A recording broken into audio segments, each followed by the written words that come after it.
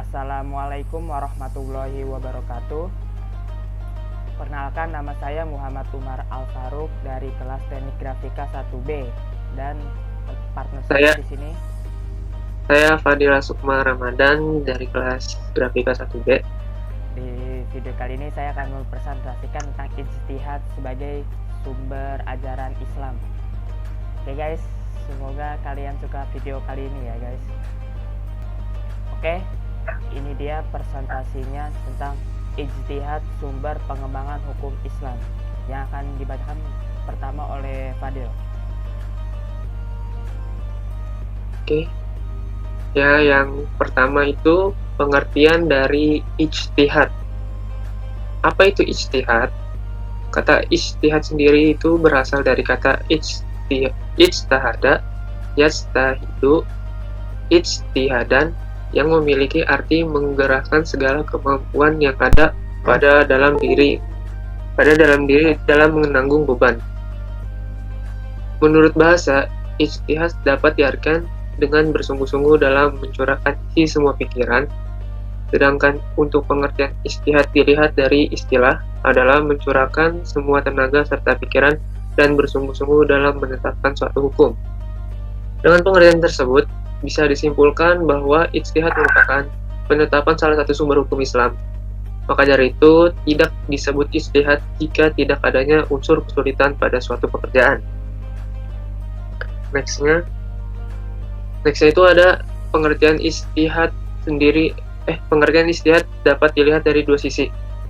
Yang pertama itu pengertian ijtihad secara etimologi dan pengertian ijtihad secara terminologi. Yang pertama, pengertian ijtihad secara etimologi memiliki pengertian penggerahan segala kemampuan untuk mengerjakan sesuatu yang sulit. Sedangkan secara terminologis, berijtihad merupakan mencurahkan semua kemampuan dalam mencari syariat dengan menggunakan metode tertentu. Ijtihad sendiri dipandang sebagai sumber hukum Islam yang ketiga oleh Al-Quran dan hadis. Setelah ijtihad juga menjadi pemegang fungsi penting dalam penetapan hukum Islam. Nextnya.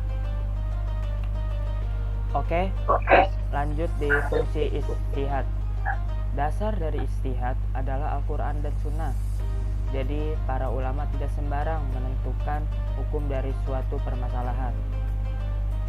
Allah Subhanahu wa Ta'ala berfirman dalam ayatnya Quran surat An-Nisa ayat 105 yang berbunyi, Inna arsalna ilaikal kitabi wal haqqi litahkuma bainan nasi bima arsalkallah wa la takunul lil qainina khasima, yang artinya, sesungguhnya kami telah menurunkan kitab kepadamu dengan membawa kebenaran, supaya kamu mengadili antara manusia dengan apa yang telah Allah wahyukan kepadamu, dan janganlah kamu menjadi penentang orang yang tidak bersalah karena membela orang-orang yang berkhianat.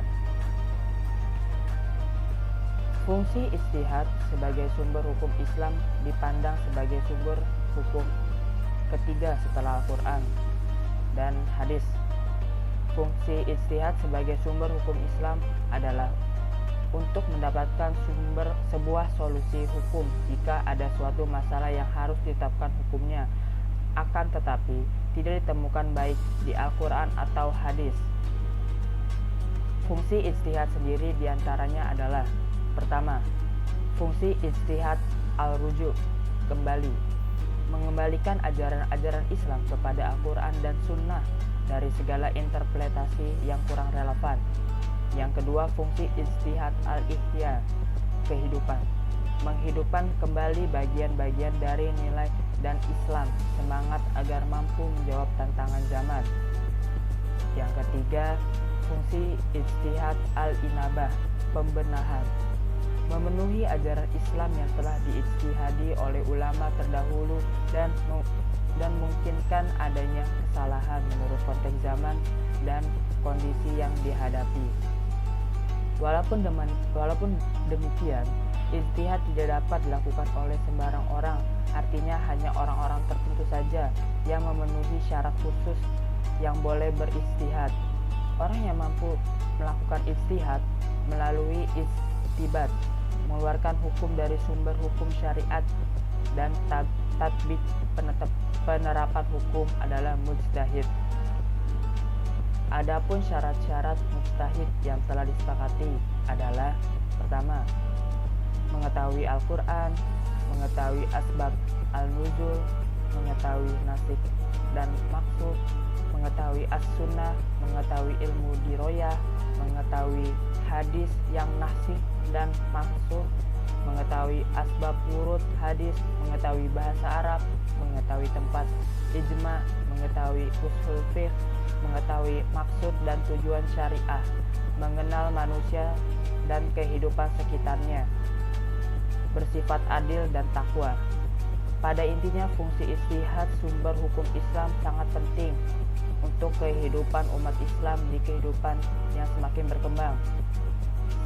Sebagai sumber hukum Islam ketiga setelah Al-Quran dan hadis, tentunya hukum mujtahid yang akan beristihad tidak sembarangan orang, karena fungsi ijtihad sebagai hukum Islam akan mempengaruhi semua orang Islam di dunia. Oke, yang ketiga itu ada hukum ijtihad. Adapun hukum melakukan ijtihad tertulis dalam jurnal bertulis. Dalam jurnal berjudul Ijtihad Teori dan Penerapannya oleh Ahmad Badi, di antaranya yang pertama, fardu ain. Untuk melakukan ijtihad untuk kasus dirinya sendiri dan ia harus mengamalkan hasil ijtihadnya sendiri. Yang kedua itu fardu ain. Fardu ain juga untuk menjawab permasalahan yang belum ada hukumnya. Dan bila tidak dijawab, dikhawatirkan akan terjadi kesalahan dalam melaksanakan hukum tersebut dan habis waktunya dalam mengetahui kejadian tersebut. Nextnya, yang ketiga itu fardu kifayah. Jika permasalahan yang diajukan kepadanya tidak dikhawatirkan akan habis waktunya, atau ada lagi mujtahid yang lain yang telah memenuhi syarat. Yang keempat, itu dihukumi sunnah. Jika beristihad terhadap permasalahan yang baru, baik ditanya ataupun tidak. Yang kelima, hukumnya haram terhadap ijtihad yang telah ditetapkan secara qat'i karena bertentangan dengan syara'. Next. Rukun ijtihad. Adapun rukun ijtihad antara lain: pertama, al-waqi', yaitu adanya kasus yang terjadi atau diduga akan terjadi tidak diterangkan oleh nas. Yang kedua, mujtahid, ialah orang yang melakukan ijtihad dan mempunyai kemampuan untuk berijtihad dengan syarat-syarat tertentu. Ketiga, mujtahid fil, ialah hukum-hukum syariah yang bersifat amali. Yang keempat, dalil syara' untuk menentukan suatu hukum bagi mujtahid fil. Macam-macam ijtihad. Selanjutnya ada macam-macam ijtihad. Dengan fungsi ijtihad sebagai sumber hukum Islam yang sangat penting, pengetahuan tentang ijtihad tentunya juga harus dimiliki oleh setiap muslim. Berikut jenis atau macam-macam ijtihad. Yang pertama itu ada ijma'. Ijtihad ijma' adalah suatu kesepakatan para ulama dalam menetapkan hukum agama Islam berdasarkan Al-Quran dan hadis dalam suatu perkara. Hasil dari kesepakatan para ulama tersebut merupakan fatwa yang dilaksanakan oleh umat Islam. Contoh dari ijma' itu diadakannya azan dan iqamah 2 kali di sholat Jumat dan mulai ditetapkan pada masa kepemimpinan Utsman bin Affan. Diputuskannya untuk membukukan Al-Quran dan dilakukan pada masa kepemimpinan Abu Bakar As-Siddiq. Kesepakatan para ulama diharamkan minyak babi, menjadikan as-sunnah sebagai sumber hukum Islam yang kedua setelah Al-Quran. Nextnya ada qiyas. Qiyas adalah suatu penetapan hukum terhadap masalah baru yang belum pernah ada sebelumnya, namun mempunyai kesamaan atau manfaat sebab bahaya dengan masalah lain sehingga ditetapkan hukum yang sama. Contoh dari qiyas itu qiyas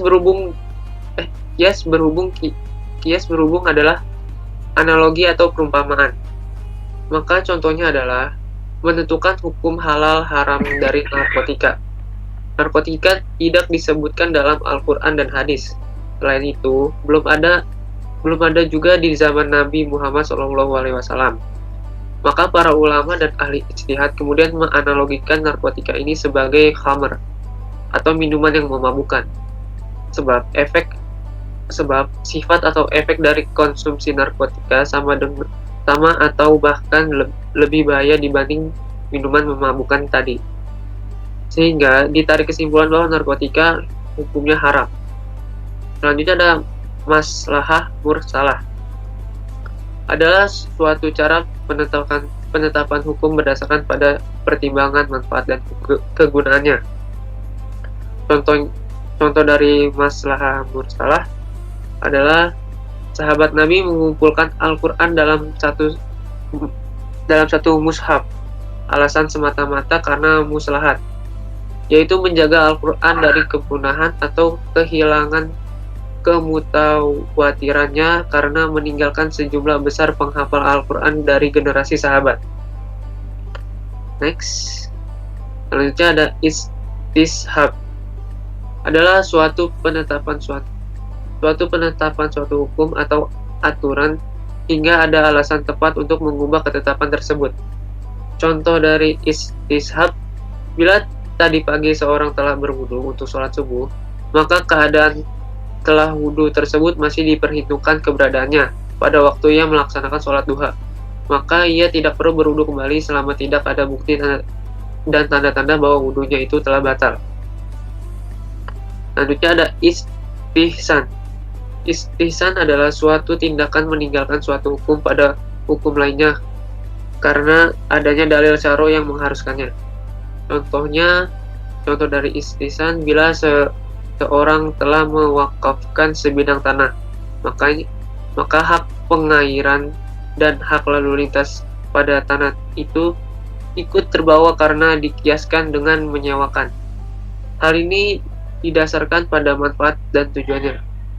Meskipun tidak jelas kapan terjadi wakafnya, sedang kias jali dalam hal tersebut, yaitu hak pengairan dan hak lalu lintas karena termasuk dalam wakaf yang telah dikiaskan dengan jual beli.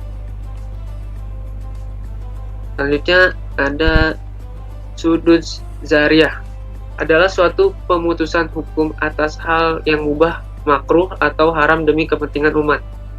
Contohnya, sholat Jumat merupakan kewajiban bagi pria muslim.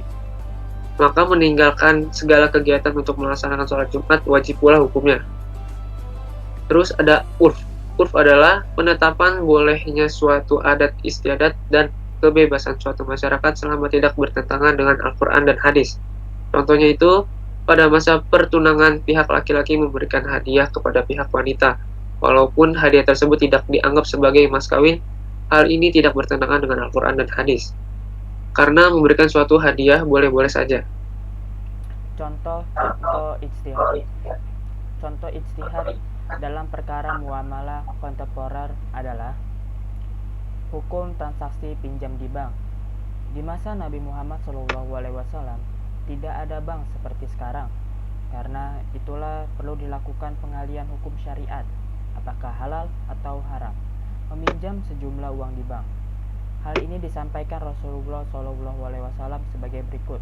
Sungguh, aku akan datang kepada manusia untuk masa di mana tak ada seorang pun di antara mereka terbiasa memakan riba. Barang siapa tidak mengambilnya, ia terkena debu.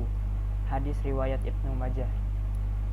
Salah satu contoh ijtihad adalah suatu peristiwa yang pernah terjadi di zaman Khalifah Umar bin Khattab, yang mana pada saat itu para pedagang muslim mengajukan suatu pertanyaan kepada khalifah, yakni berapa besar cukai yang wajib dikenakan kepada para pedagang asing yang melakukan perdagangan di wilayah khalifah. Jawaban dari pertanyaan tersebut belum termuat secara terperinci di dalam Al-Quran atau hadis. Maka Khalifah Umar bin Khattab selanjutnya melakukan berijtihad dengan menetapkan bahwasannya cukai yang dibayar oleh pedagang adalah dengan disamakan taraf yang umumnya dikenakan para pedagang muslim dari negara asing di mana mereka berdagang. Contoh lainnya yang lebih dekat yaitu kehidupan sehari-hari, yaitu penetapan 1 Ramadan dan 1 Syawal. Proses penentuan 1 Ramadan dan 1 Syawal, di mana para ulama berdiskusi berdasarkan hukum Islam untuk menentukan dan menetapkan, merupakan salah satu contoh ijtihad yang nantinya diikuti oleh seluruh umat Islam. Syarat-syarat ijtihad untuk Selanjutnya ada syarat-syarat ijtihad. Untuk melakukan ijtihad, terdapat syarat-syarat tertentu yang harus dipenuhi mujtahid atau orang yang melakukan ijtihad. Yang pertama, mujtahid harus menguasai bahasa Arab dengan berbagai cabang keilmuannya, seperti nahwu, saraf, balaghah, dan aspek-aspek lainnya. Yang kedua itu, mujtahid memiliki pengetahuan tentang Al-Quran secara mendalam. Yang ketiga, memiliki pengetahuan komprehensif tentang sunnah Nabi Muhammad SAW, khususnya 6 kitab hadis induk yaitu Sahih Bukhari, Sahih Muslim, Sunan Abu Daud, Sunan Tirmizi, Sunan Nasai, Sunan Ibnu Majah, serta kitab-kitab lainnya, seperti Sunan Baihaqi, Sunan Daroqutni, Sunan Tabrani, Sunan Darimi, dan sebagainya. Nextnya, keempat, mengetahui ijma atau kesepakatan ulama sebelumnya. Jangan sampai seorang mujtahid mengeluarkan suatu hukum yang bertentangan dengan ijma sebelumnya. Yang kelima, mengetahui ilmu usul fikih, mencakup kaidah ijtihad, metodenya, dan prinsip-prinsip dasar seperti maqasid syariah, al-urf atau adat istiadat penduduk setempat, maslahah mursalah, dan sebagainya. Yang keenam, itu mengetahui objek yang akan diijtihadi. Seorang mujtahid harus memahami secara penuh kasus yang ia hadapi, sehingga ia tidak keliru memutuskan hukum syariat atas perkara umat Islam.